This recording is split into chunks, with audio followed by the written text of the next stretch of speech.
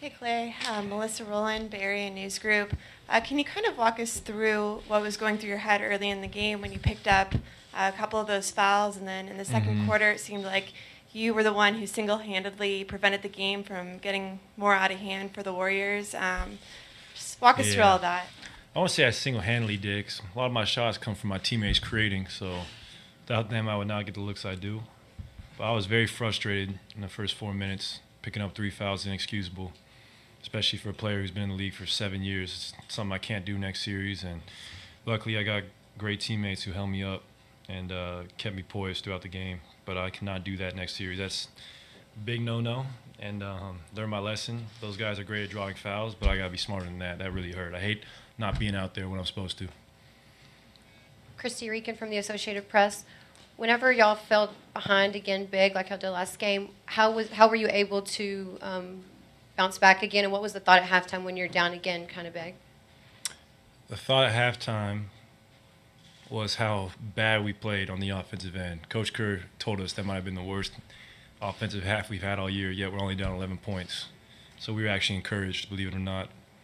And we knew we'd have a great shot in the second half. We just stuck together, moved the ball, cut our turnovers down, and make them take tough shots. So we weren't too worried, believe it or not. Our fan base probably was, but it just felt good to slug it out because that was a grinding type of game.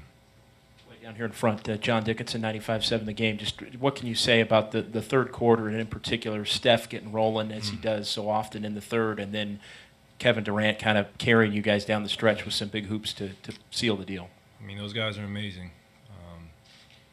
Two of the best shot creators in the league. Just a matter of time before they get going. And Steph hit some huge threes, broke the game open for us. And their defense was great tonight, too. They were out hustling us in that first half, but I thought in the second half we made the adjustment of boxing out and battling on the boards. You know, if we control the possession game, we usually come out on top, and that's what we did.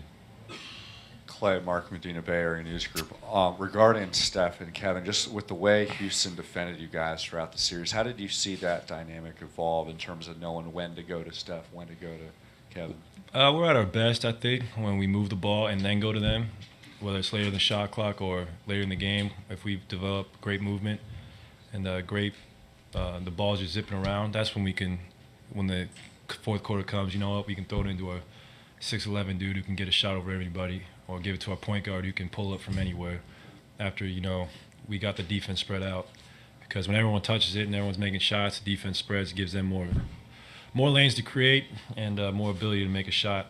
So I'm still pissed off I missed 2 free throws, though, but I'll make them next time. Clay, Mark Schwartz, ESPN. 2 questions for you. Steve said he didn't even recognize the team at halftime.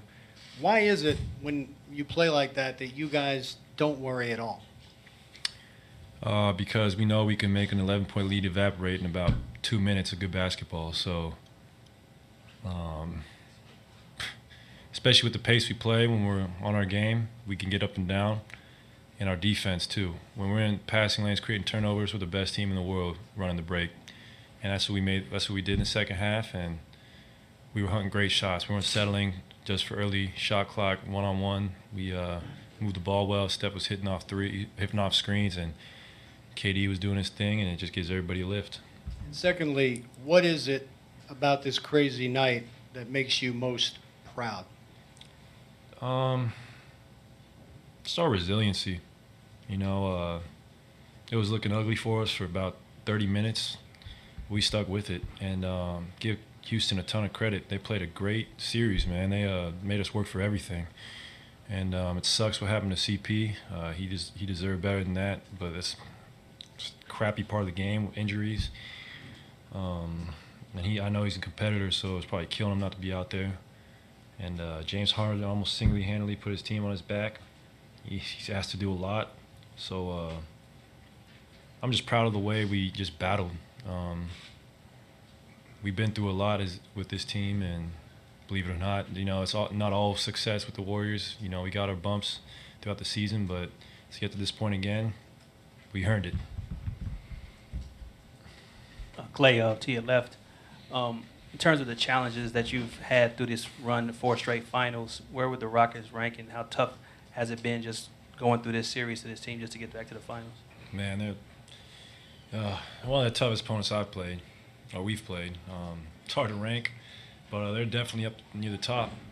And I think everyone would agree just their ability to defend and switch threw us for a loop the first couple games, and we had to make a lot of adjustments. And they just they had a lot of guys who were hungry over there, so they weren't giving us anything. And it was a tough series, man. I'm happy it's over, and we're on to the next one. Is that it? Great. Thank you. We'll have Steph and KD